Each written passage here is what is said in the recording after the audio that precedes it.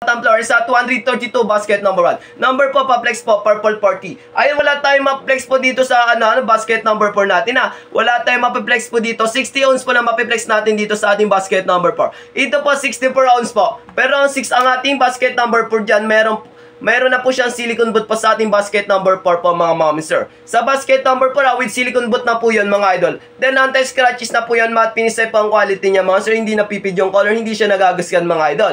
Which is naka-vacuum type na yan, naka-anti-leak na rin, and naka-rubber stopper. Once na matumba ang tumbler, hindi matatapon ng tubig ng tumbler kasi naka-rubber stopper na po siya. And then wala kayong makitang naglilik sa gilid ng inyong tumbler mga mami sir. Wide mouth na po siya, walang strainer, wide mouth na po siya mga idol.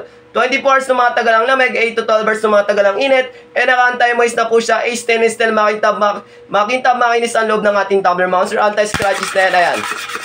Ilan days ba sa Bicol? Ano tayo dyan? 2 to 5 days para sa ating Bicol. 2 to 5 days mga idol. 2 to 5 days ang delivery natin mga sir. Pag nag-orders, agad-agad nating isi-ship out dyan mga idol. Ayan mga ma'am sir. Agad-agad yung matatanggap dyan. Kaya pag nag-checkout kayo, i-checkout yun agad yung mga sir para po may ship out agad natin. Yan, ayan po. Basket number 4 yan.